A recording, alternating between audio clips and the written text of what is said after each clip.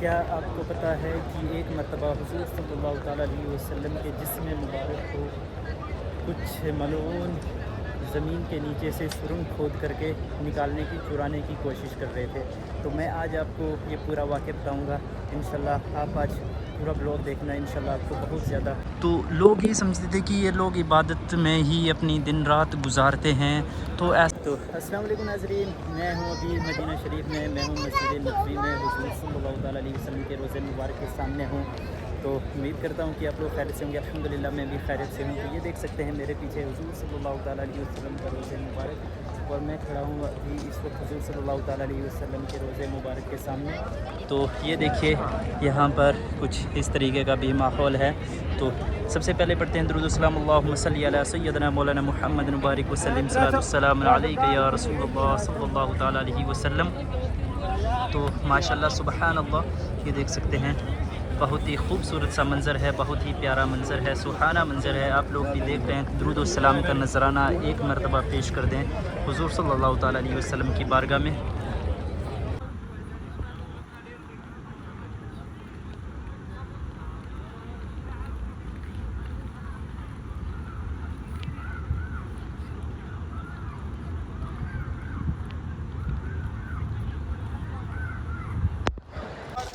تو جیسا کہ میں نے آپ کو بتایا کہ حضور صلی اللہ تعالیٰ علیہ وسلم کے جسم مبارک کو چرانے کی دو ملعونوں نے سازش رچی تھی۔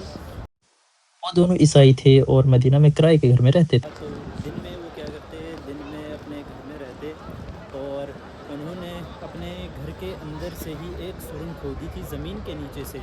تو وہ رات کو اس سرنگ کو کھودتے رہتے زمین کے نیچے سے حضور صلی اللہ تعالیٰ علیہ وسلم کے روضے مبارک کی طرف کو۔ تو کافی دن تک وہ کھودتے رہے اس سرنگ کو، اور دن میں کیا کرتے، دن میں وہ اس مٹی کو باہر نکالتے اور قبرستانوں میں اس مٹی کو پھینک دیتے تھے۔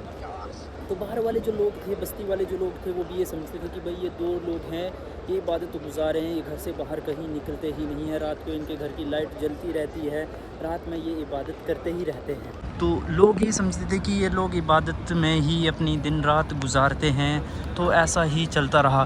بہت عرصہ ہو گیا، مطلب بہت ٹائم ہو گیا، اور وہ لوگ ان کو اتنا شک ہو گیا کہ وہ لوگ حضور صلی اللہ تعالیٰ علیہ وسلم کے جسم مبارک کے بہت زیادہ قریب پہنچ گئے ہیں۔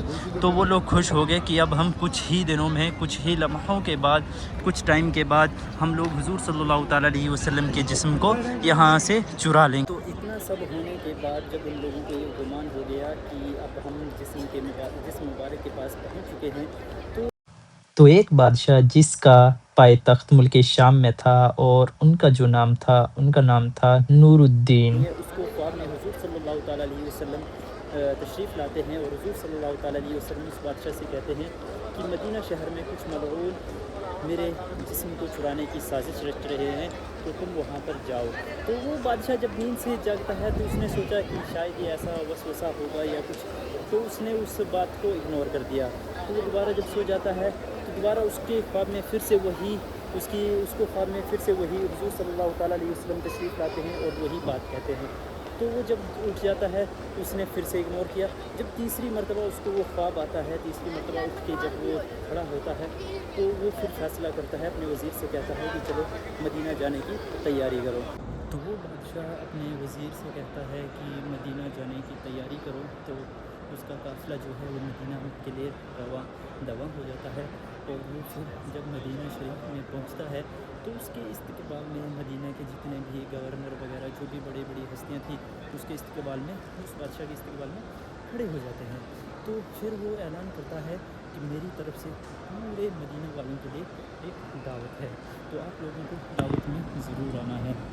تو دوسرے دن کے لیے دعوت کا انتظام کیا جاتا ہے، جس میں ہر بندے کے لیے دعوت ہوتی ہے۔ تو اس دعوت میں سبھی لوگ آ جاتے ہیں، مدینہ کے سبھی لوگ آ جاتے ہیں۔ مدینہ میں دسترخوان سجتا ہے، اور اس دسترخوان پر ہر چھوٹے سے بڑا آدمی بیٹھا ہوتا ہے۔ تو دوسرے دن جب دعوت کا انتظام کیا جاتا ہے تو بادشاہ جب دیکھتا ہے یہ سفرے پہ کتنے انسان بیٹھے ہوئے ہیں، کون کون آیا ہوا ہے، تو وہ غور سے دیکھتا رہتا ہے، کیونکہ وہ جو دو چور تھے ان کی شکل حضور صلی اللہ تعالیٰ علیہ وسلم نے سپنے میں ہی اس کو بادشاہ کو دکھا دی گئی تھی۔ تو وہ ان जो चोरों को बादशाह ढूंढ रहा था, लेकिन सब लोग देख लिए उसने उनको, उसको बादशाह को वो 2 लोग मिले ही नहीं। तो फिर बाद में उसने बाकी मदीना के लोगों से कहा, क्या सभी लोग आए थे दावत पे? तो कुछ लोगों ने कहा कि नहीं, 2 लोग जो हैं वो दावत में नहीं आए थे। तो बादशाह ने कहा, वो 2 लोग कौन हैं, कहाँ हैं? तो उन लोगों ने बताया कि वो जो 2 लोग हैं वो बहुत ज़्यादा इबादत गुज़ार हैं, वो अपने घर में ही रहते हैं और उन्हीं पर इबादत करते रहते हैं। तो उसके बाद बादशाह ने कहा, मुझे उनके घर पे लेके चलो। तो फिर बादशाह को उनके घर पे ले जाया गया। उनका दरवाज़ा जैसे खुला तो अंदर वही 2 शख्स थे जिनका चेहरा हुज़ूर सल्लल्लाहु ताला अलैहि वसल्लम ने उस बादशाह को ख्वाब में दिखाया हुआ था। बादशाह जब उनके घर के अंदर जाता है तो उसको कुछ भी नहीं मिलता है, वहाँ पर बस खैरात सदक़े वाली चीज़ें मिलती हैं। तो अचानक बादशाह वहाँ की जो चटाई होती है कालीन, उसको हटाता है, उसके नीचे देखता है एक सुरंग होती है, जो सुरंग सीधी हुज़ूर सल्लल्लाहु ताला अलैहि वसल्लम के रोज़े मुबारक की तरफ उन्होंने खोदी होती है। तो कुछ लोग उसके अंदर जाते हैं और जब देखते हैं कि ये सुरंग हुज़ूर के रोज़े की तरफ पहुँच चुकी है और बादशाह उन दोनों का सर कलम कर देता है।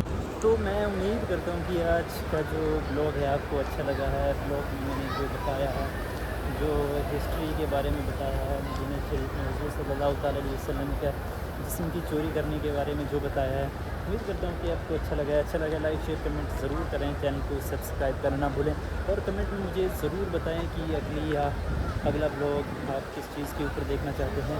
इस चीज़ से मोटिवेशन मिलती है और फिर मुझे भी बहुत खुशी होती है। तो चलो मिलते हैं अगले ब्लॉग में, तब तक के लिए अल्लाह हाफ़िज़।